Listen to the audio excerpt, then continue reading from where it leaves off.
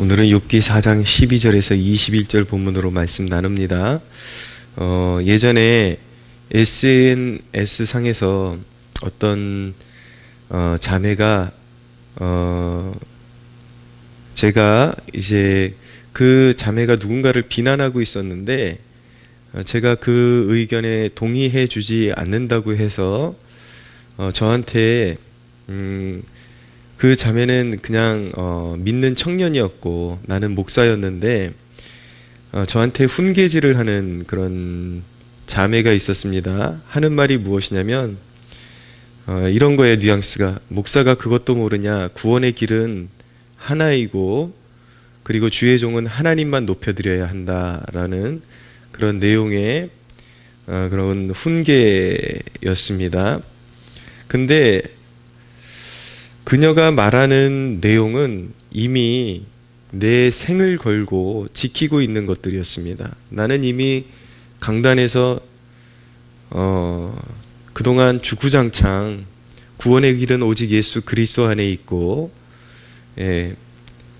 오직 하나님 앞에만 영광 올려드리는 것이 우리의 삶의 목적이다고 내 생을 걸고 그렇게 강단을 지켜왔고 또 그렇게 살아왔습니다. 그 자매는 자기가 가지고 있는 지식을 절대화하면서 다른 이들은 자기만큼 헌신되지 못했을 것이라고 굳게 믿고 있었습니다. 그렇지만 공교롭게도 그 자매는 누군가에게 들은 지식으로 사람을 정죄하고 있었고 어찌됐건 간에 내 자신은 그 말씀을 내 삶 가운데 실천하기 위해서 그렇게 내 한평생에 그런 생명 걸고 달려온 그런 인생이었던 것이죠.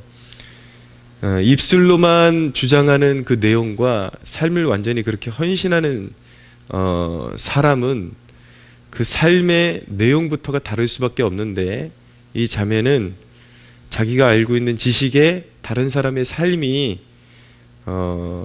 턱없이 부족할 것이라고 굳게 믿고 자기의 분수를 넘어서 그렇게 훈계질을 하고 있었던 것입니다.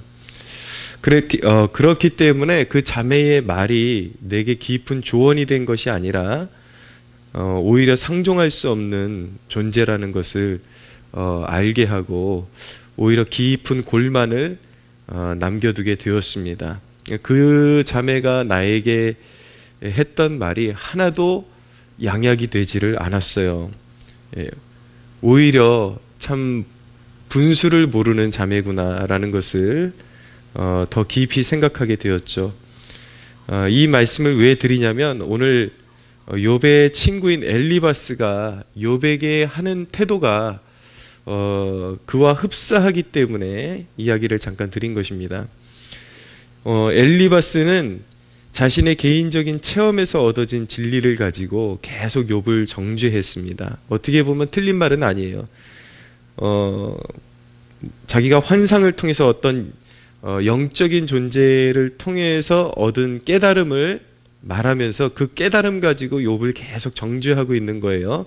그 골자를 보면 17절에 보면 사람이 어찌 하나님보다 의롭겠느냐, 사람이 어찌 그 창조하신 이보다 깨끗하게 하겠느냐라고 그렇게 말하고 있죠. 맞는 말이에요. 사람이 어떻게 하나님보다 의롭습니까? 하나님보다 깨끗할 수가 있겠습니까? 그러나 요 문장만 보면은, 그리고 엘리바스의 전체 그 내용을 보면은 어떻게 보면 맞는 말을 하고 있는 거예요. 그리고 실제 그가 올바른 경험을 했을 수도 있습니다. 근데 그가 하는 말들이 욥이 당면한 상황에는 적절한 조언이 아니었다라는 게 문제인 것입니다. 올바른 경험에서 나온 그런 개념이라 할지라도 그것이 어떤 사람에게 대입하기에는 부적절한 그런 개념일 수가 있다라는 것이죠. 엘리바스의 말에 의하면 이렇게 말하고 있는 거예요. 사람이 하나님보다 깨끗할 수 없으니까 욥, 네가 스스로 흠없이 살아왔다고 주장하는 것도, 그리고 네가 고통을 호소하는 것도 옳지 않다라고 그렇게 자기의 어떤 개념을 절대화시켜서 욥을 정죄하고 있는 것이죠. 욥 네가 억울하다고 말하지 말아라. 그리고 힘들다고 말하지 말아라. 너 지금 죄값 받고 있는 것 아니냐. 네가 그렇게 하나님 앞에 힘들다고 호소하고 있는데 너 죄값 받고 있는 건데 사람이 어떻게 하나님 앞에 네 자신이 정당하다고 말할 수가 있느냐? 사람은 그렇게 하나님 앞에 정당할 수 없기 때문에 네가 하나님 앞에 힘들다고 호소하는 것이 옳지 않다라고 그렇게 정죄하고 있는 것이죠. 물론 욥이 하나님 앞에서 완전하지 못한 것은 사실이었습니다. 그리고 욥도 우리와 똑같이 원죄가 있는 사람은 맞습니다. 그러나 욥이 스스로가 하나님 앞에 최대한 경건하게 살려고 했던 것, 그리고 갑자기 당한 고통이 당혹스러운 것, 그건 말할 수 있는 거예요. 힘든 것 힘들다고 말할 수 있는 것이죠.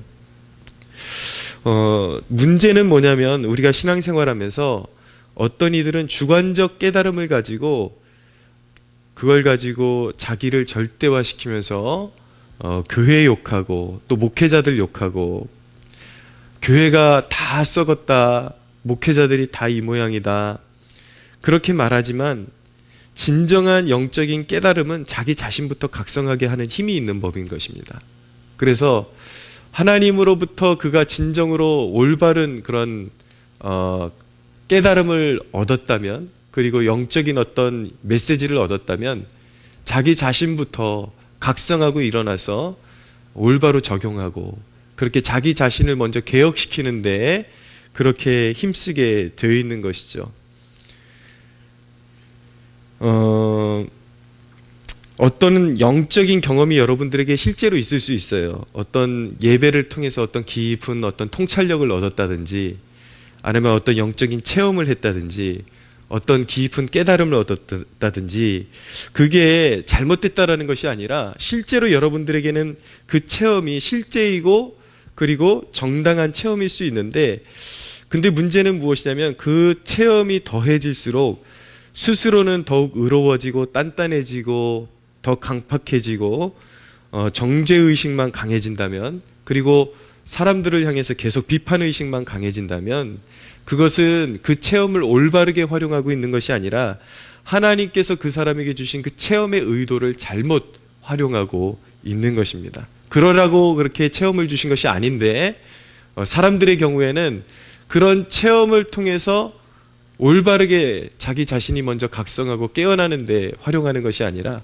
계속 비판적으로 정죄하고 비판하고 교회 욕하고 목회자 욕하고, 이런 쪽으로만 이제 그 말씀 그리고 그 영적인 통찰력을 자꾸 활용하다 보니까 그게 이제 쌓이고 쌓이다 보면 그 사람이 올바른 방향으로 가는 것이 아니라 영적인 괴물 같은 존재가 되는 것입니다. 끊임없이 정죄하고 끊임없이 비판하고 자기의 삶에는 전혀 어떤 신앙적인 어떤 진보가 일어나지 않는 그러한 이제 폐단을 경험하게 되는 것이죠. 그래서 이런 것들이 습관이 되게 되면 그 사람이 서는 곳에는 치유가 일어날 수 없는 거예요. 회복이 일어날 수 없는 거예요. 물론 우리가 영적으로 하나님의 말씀을 잘 깨닫고 그릇 가는 사람들에 대해서 영적으로 때로는 책망도 필요하고 조언도 필요하지만, 이렇게 하나님께서 주신 은혜를 정죄하는 데만 계속 사용하고 비판하는 데만 계속 사용하는 것이 습관이 되면은 그 사람이 서는 곳에는 치유의 역사가 일어나지를 못합니다. 계속 상처가 깊어질 수밖에 없는 것이죠. 우리가 신앙생활하면서 하나님 앞에 간구해야 하는 것 중에 하나가 무엇이냐면, 우리가 아는 것들을 적절하게 그리고 아름답게 사용할 수 있는 그런 지혜를 구할 수가 있어야 합니다. 내가 하나님께로부터 받은 통찰력 그리고 그 영적인 경험들을 하나님 올바르게 사용할 수 있도록 도와주십시오. 무너져가는 사람들을 일으키고 또 죄악에 빠져있는 영혼에게 하나님의 말씀에 합당하게 조언하고, 때로는 책망도 필요하지만 그 영혼을 정말 생각해서 그 영혼에게 진정으로 필요한 것이 무엇인지, 내가 가지고 있는 성경 지식 그리고 내가 체험한 그 모든 것들을 적절한 상황에 합당하게 그리고 지혜롭게 활용할 수 있는 그러한 통찰력을 주십시오. 지혜를 주십시오. 예, 그러한 기도 제목도 우리가 하나님 앞에 필요하다라는 것을 깨닫게 되는 것입니다. 여러분들의 기도의 생활 가운데 여러분들이 영적으로 깨달아가는 것들을 사람을 세우고 영적으로 세우는데 아름답게 사용할 수 있는 지혜를 달라고 그렇게 기도할 수 있는 여러분들 되시기를 예수님의 이름으로 축복합니다.